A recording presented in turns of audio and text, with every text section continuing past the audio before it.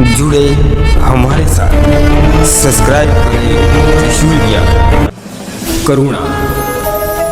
संसार के सारे भाव करुणा के भाव से जन्म लेते हैं और माँ से जन्म लेता है यह समस्त संसार।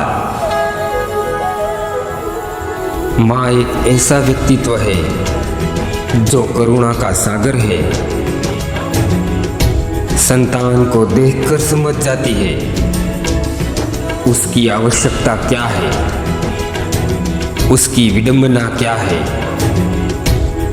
संतान को जब चोट लगे, आंख से अश्रु बहने लगे,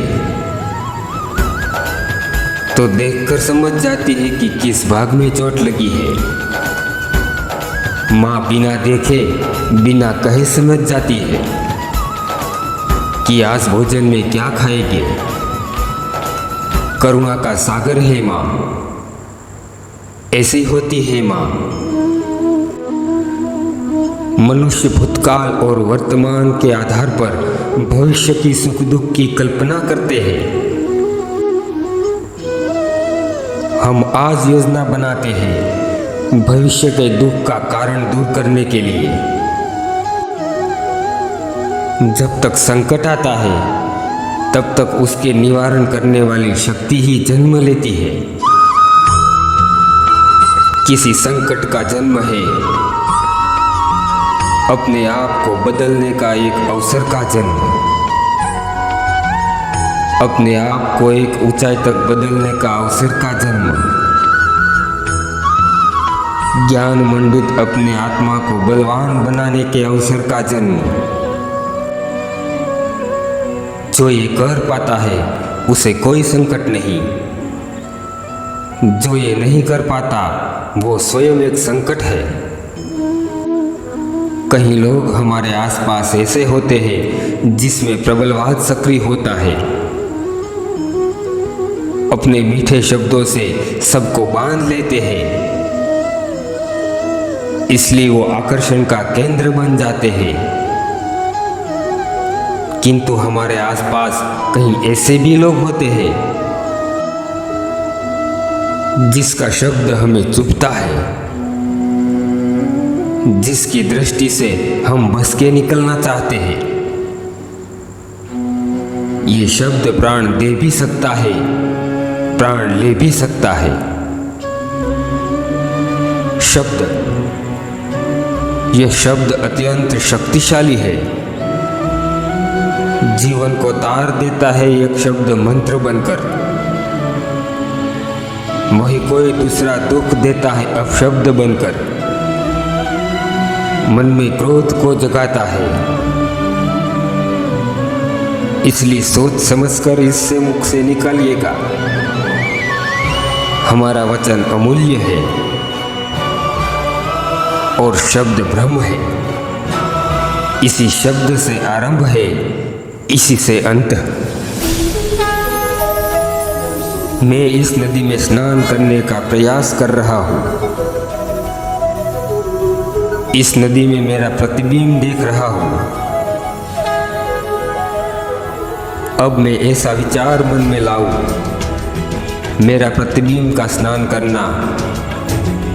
मेरे शरीर ने स्नान कर लिया, तो क्या यह उचित है? नहीं। जब तक आप नहीं भिगोगे तब तक आपका प्रतिबिंब भी नहीं भिगेगा, क्योंकि आपका शरीर तो आपके वश में है। आप सोच रहे होंगे कि ऐसी व्यर्थ बातें मैं क्यों कर रहा हूँ।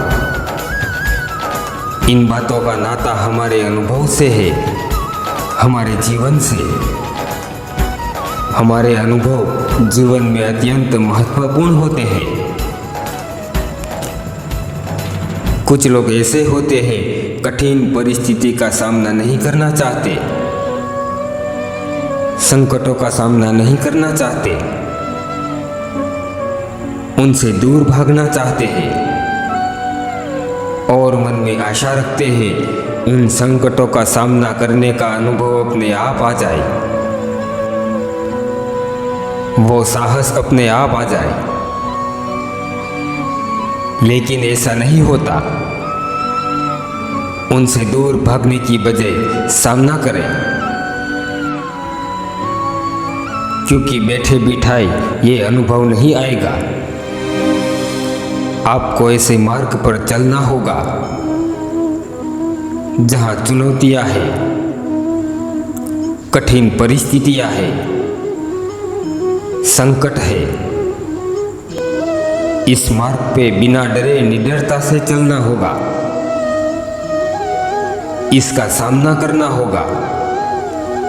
फिर देखो, इस मार्ग में आपका साहस, आपकी शक्ति आपकी प्रतीक्षा कर रही है।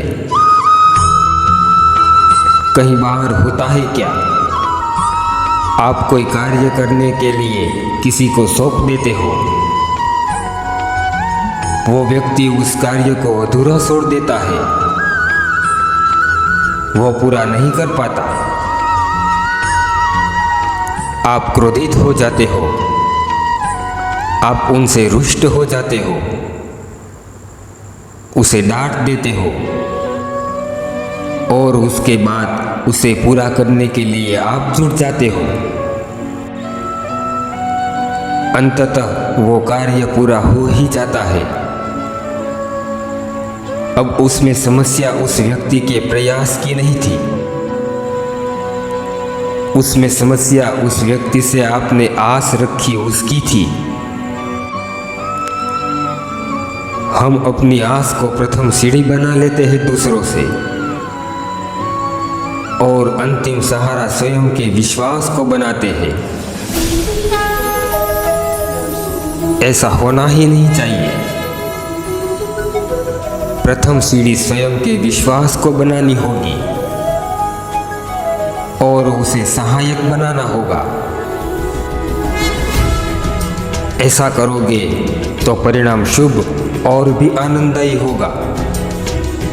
स्मरण रखिएगा, इस संसार में आपका सबसे बड़ा सहायक, आपका सबसे बड़ा तारणहार और कोई नहीं, आप स्वयं हैं। दोस्तों, यहाँ तक आप हमें सुन रहे हो तो कमेंट करके बताना इस बात से आपको क्या सीख मिली। और आपने अभी तक हमारे इस चैनल को सब्सक्राइब नहीं किया हो तो आपसे विनती करते हैं आप सब्सक्राइब कर लें और बेल आइकन को प्रेस करना ना भूलें, ताकि ऐसे ही वीडियो की नोटिफिकेशन आपको मिलती रहे। हमारा उद्देश्य केवल हमारे धर्म और संस्कृति को उजागर करना है। आशा करते हैं आपने सब्सक्राइब कर लिया होगा। जय श्री राम, ओम नमः शिवाय, राधे राधे।